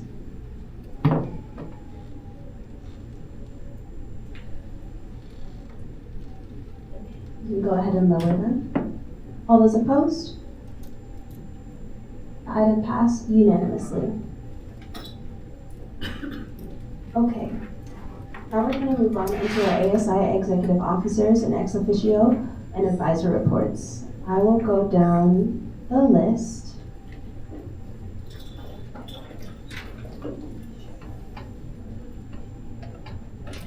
You guys will be allocated 2 minutes to talk and 1 minute for questions. I'll go right down the list, starting with Natalie. All right, quick and sweet. There is my special notes to the Hornets, my office hours, contact information, 2 internal committees I'm on, lobby corps and student marketing and outreach. The billion university committees that I'm on. The ones I really want to highlight right now is the Presidential Task Force on Campus Safety. That one is a very active committee, as campus safety has been a #1 concern for the campus, and I'm happy to say that there are 3 student reps on there, and then I am serving on the Vice President Student Affairs Search Committee as well, and it has been a lengthy but great process to be a part of.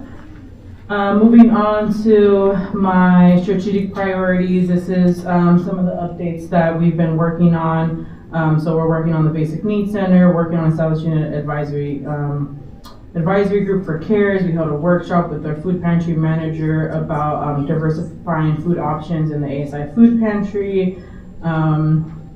Moving on to some meeting and events that I have been doing throughout the month of October and November. Some that I'd like to highlight is I met with the Buzzley president and CEO. So most of us know what Buzzley is, but I met with the president because they no longer have funding to support the app, so it was no longer going to be in use for Sac State students. And I'm happy to say that President Wood has allocated funding for the app to continue being used by students, but also using it as a platform to communicate through students to basically put our information out there. I attended the Graduation Initiative Symposium at San Diego State. It was an amazing experience. Did a State Hornet podcast on my experience as becoming president. Also attended the California State Student Association meeting down in Cal Maritime, so that was a great experience. And also working on filling the Arts and Letters Director position. Okay, thank you. Are there any questions? Sachi? Thank you for sharing. What's the update on the 10-point project plan? Thanks for asking. I didn't have enough time. So I wanted to put this in here on like some big projects that we've kind of been working on. So all of you know the Basic Needs Center that is projected to open next spring, working closely with Student Affairs, Office of the President, and SHAC. I'm sorry, I'm not remembering the entire title right now, but for the 10-point plan, we already did some work with financial aid, so the Tiger Team assessment group that's going on right now. We just added the scholarship portal on the My Sac State Center that will launch tomorrow. The Basic Needs Center that is opening up next semester. Administrative Barriers Work Group that already started this semester. We're looking at more opportunities in student employment, so which departments can open up some more student employment opportunities and funding for scholarships. So we have reached back out to the donors of asking them if they can change kind of the qualifications for these scholarships so more students can apply. All right, good job. I'll move on to the next report, which is our Executive Vice President, Veronica. Okay, so just to go a little bit into my internal committees, we've been On all of them, we've kind of just been focusing on our priorities for the semester, working towards it, fixing up the ASI website a little bit, making some recommendations. Shout out to Emily, she's been really great with that. University committees have not met yet. They have not received any communication from that.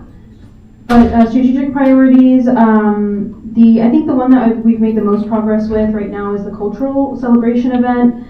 We met as a group and then kind of discussed what we wanted to divide up between amongst ourselves. But then we had a meeting, a couple of us had a meeting with the Multicultural Center and discussed doing the collaboration with them like we did last year. And so we have like a committee set up, and we're gonna start all the meetings for that and create monthly meetings or even maybe twice a month. All my events, I think some of the things I want to point out as the Title IX COSIN implementation team meetings. A lot of those meetings, we've had a lot of those so far, and we've mainly been working on a communication plan that was due on the 27th of October to give out to President Wood of our recommendations for how we can communicate better with the university of everything going on and give updates to the students and everyone on campus. So we finished that communication plan. And then I also went to the plenary meeting with a couple of board members, so that was really fun time, and finished up all of my, here's some pictures. Oh yeah, and the homecoming, that's our cart and first one. And then we have some pictures from CSSA. That was a really fun experience. That was my first one. Finished all my my tabling and all my presentations, or I might just need one more. But I think I've done all my presentations. And if you want to just scroll down and really show the pictures. All right, that's time. Are there any questions? Okay, seeing none, we'll move on to our next report, which is by Sachi, our VP of Finance. Hey everyone, this is my third report, and spring registration coming next week, so you all should be able to see the dates on your student center. So make sure you sign for the classes, and also wishing you a joyful and prosperous Diwali in advance. And Diwali is a festival of Hindu and non-Hindu, so I'm proud to say that. And coming for the internal committees, we met for the finance and budget last Tuesday, where we had the wonderful presentation from Children's Center, and then Peak Adventures from Valerie here. And student employment grant is open now for divisions to apply. Second, scholarship committee, which is currently ongoing, and I'm spending a lot of my time to create the scholarship because we had a really great turnout this year, and legislation is coming soon for that. And for the university committee update, we met October 20, and Gina explained the committee function, how we're gonna pick the audit for the student peer advisory committee. And these are my events and calendar. You can see a lot of office hours. I thought that I'm not gonna do that. Great, I'm doing great. And this is the events for the university and ASI, which I still need one more, and I'm gonna do it probably next week. I completed the tabling and presentations for the semester, and these are my office hours, what I do. And then strategic priority updates. We currently have the ongoing conversation with Multicultural Center, and Veronica is helping with us. And we can see the budget remaining for strategic priorities is 6,675 as of November 8th. And I'm proudly to say that we have funded 117 clubs so far, which remains 74,800 funding in the balance. And Emily, if you can scroll it up, I got the dean's honor list, so I put a picture with the dean of the College of Business, and this is the pumpkin that I painted from Balance Kickoff event. Thank you. Okay, thank you. Are there any questions? Chris? It's okay with the chair and everyone else. I'd like to give Sochi a round of applause for making the dean's list. That's it. All right, good job, Sachi. We'll move on to our next board report, which is by Alec Tong, our VP of UA.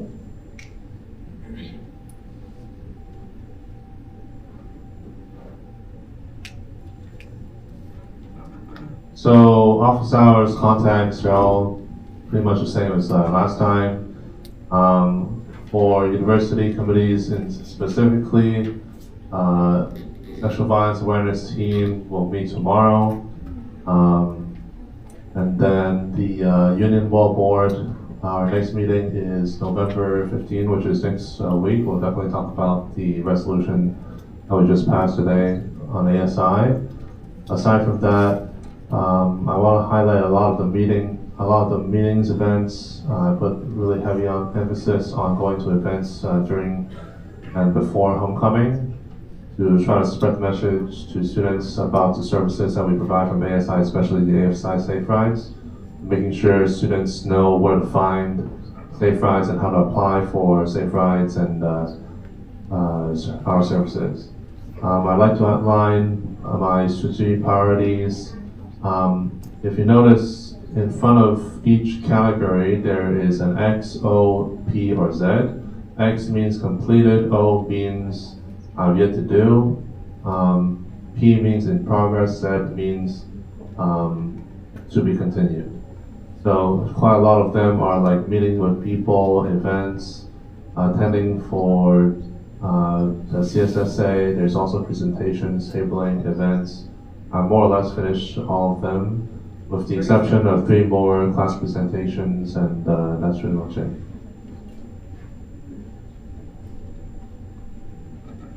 Are there any questions? Okay, seeing none, we'll go on to our last one, which is by Bertha, who is our VP of Academic Affairs. Okay, so as always, you will see my general information, email, social, phone number, and then a little cheesy note that I put on there every board meeting. And we can move on to my internal committees, Student Academic Senate. Pretty much the meetings that we've been having, I meet with student senators and go over the Faculty Senate agenda, talk about academic related issues on campus. Some issues are addressed and others are left on the table for discussion. So on my university committees, the Faculty Senate Executive Committee, we pretty much discussed items that will be put on the Faculty Senate, which include policies, presentations, and programs for review. I put in more detail onto my onto my board report. Moving to the Faculty Senate, I'm going to highlight some new programs that were passed.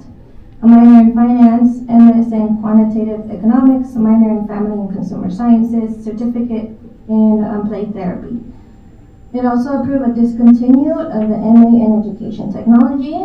There's not going to be no students who will be affected by this discontinued program. And then there was also the subject matter programs in French, German, and Spanish. The reason for the discontinue on these programs was because there was a change in law that has made it possible for students with a bachelor's degree in a world language to automatically meet the requirement to enter a credential program. The Senate also approved a new readmission and reinstatement of undergraduate student policies. So moving on to the APC, we discussed and reviewed 4 academic policies at this time, and we are focusing on the student excused absence policy and the priority registration that will now be adding student parents to priority registration. You can also see my strategic priority updates.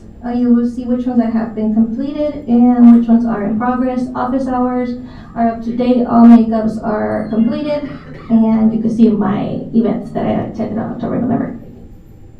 Are there any questions? Kabir, would you like to add anything else? No, thank you. Okay, moving on to our University CFO designee, Gina Crow. Okay, no worries. We'll just move on to Juan, our Director of Finance Support.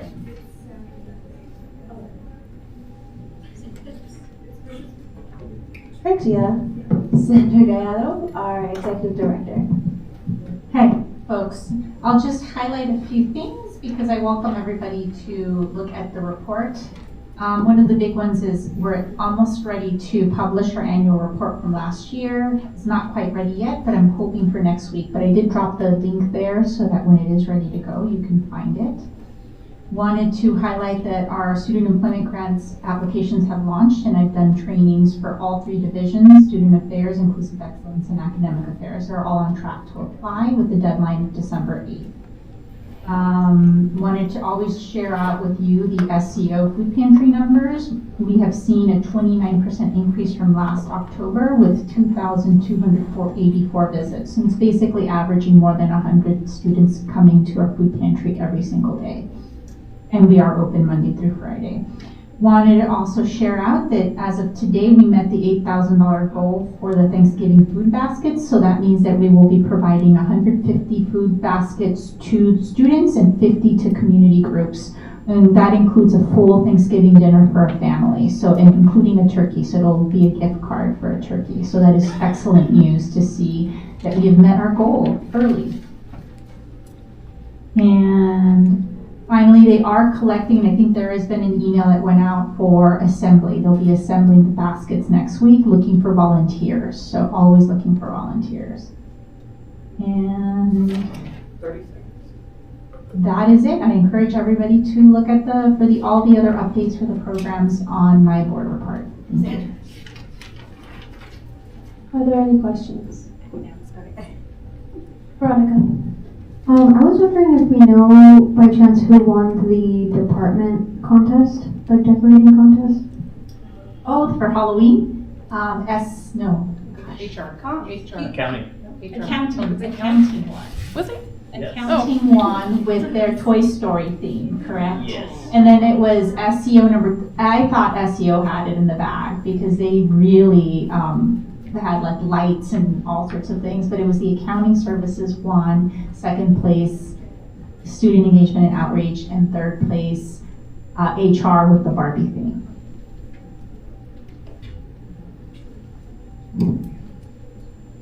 I have a question. What place did student government get? I don't think they place after 30. No worries, no worries. I thought it was great. Okay, moving on to our next report by Juan Nguyen, our Director of Finance. Hello, everyone. My report is pretty short. Basically, update from the last report to the board. Basically, we're working on a quarterly forecasting process to meet university requirement for the CFO's office. And that's one. And we also have finished our annual audit for the Children's Center. And we see clean audit opinions. So everything is fine. And we will submit this to the California Department of Education by November 15th, next week, basically. And then we are almost done, pretty fast with the 990, which is the non-profit information filing that we have to do every year, equivalent to your tax return for profit. And we also complete our review of the 2024-25 applications for the insurance, liability insurance. And then as you can see, there's other meetings that I've gone to.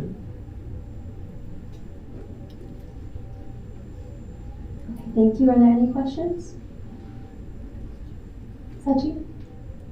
Sorry, Juan. How's your experience in last 1 month after joining this position?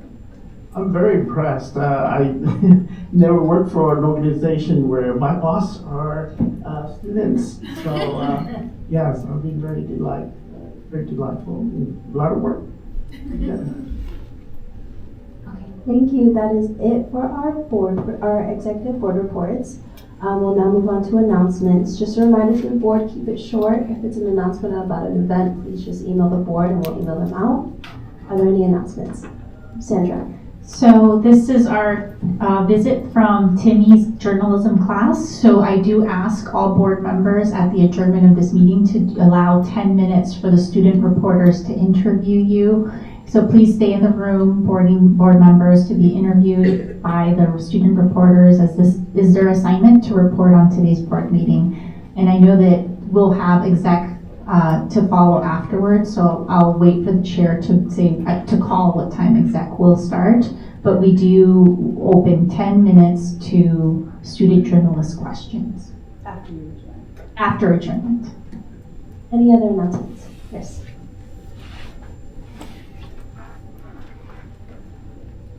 This is more of just a reminder for the board and for the students in the audience. It's already been brought up, but your registration date has been posted, so please check your student center and I wish you guys the best of luck getting classes. And remember to be on it and to fill out your shopping carts this weekend so that you're prepped and you can immediately hit add to cart. I forgot how that works, but Veronica? Oh, Sachi? It's for the students. Now you know the election date, so be ready to run because we love competition. And just to emphasize that budget remaining for strategic priority is 6,675. So if any of your priority requires money, please communicate with me. Veronica? I just want to urge all the board members to start looking at their op rules. You should always be looking at them, but this is a good time to start refreshing yourself of all of the, standard things that we all should be doing, of like the 7 classroom presentations, the events that you have to attend, everything like that, because sometimes around this time those things can creep up on you, and the semester will fly by and you'll forget that you did have to do other things outside of the things you have to do for your role.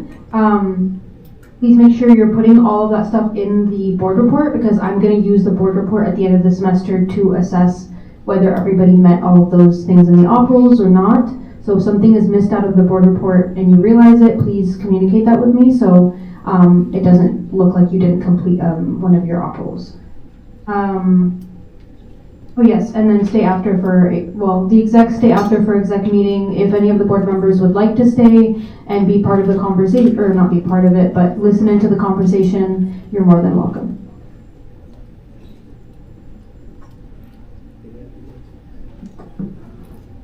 Any other info? Rosa? I know you said to send the directors an email, and I will, but the reason why I'm bringing it up here is because our HHS NSM kickoff is tomorrow, and we do need a little bit of help if the board is available, just to help us hand out the pizza and such. Again, we'll email, but we don't all check our emails all the time, and it is tomorrow, so I just thought I'd say it here. But we will send out an email to specify the time, so we just need help passing out the pizza and the goodie bags and such. So it shouldn't take too long, and we would really appreciate it. Any other announcements? Oh, Harvey? So Veronica sent you all an email from PAL. They're inviting us to their cultural fair. There's going to be performances, presentations, food, and a fashion show. I'll be attending and I'll be bringing Pakistani food. Today is the last day to RSVP, so you have until 8 p.m. today to RSVP, and I would really recommend everyone go because they're a very important program for them. Oh, it's Wednesday, November 29th from 6:30 to 8, so it's right after our board meeting. Any other announcements? Veronica sent out an email, so they extended the invitation to the ASI board. Yeah.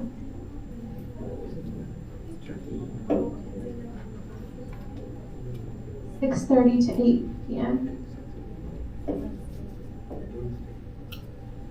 This is just a quick reminder to the board. I just want to remind you all to make sure that you all are mindful of how you are behaving when you are wearing your ASI hats when out in public. I know some of you all are friends and have relationships with each other outside of the board setting, but you guys should be carrying yourself professionally when you are wearing your ASI hat.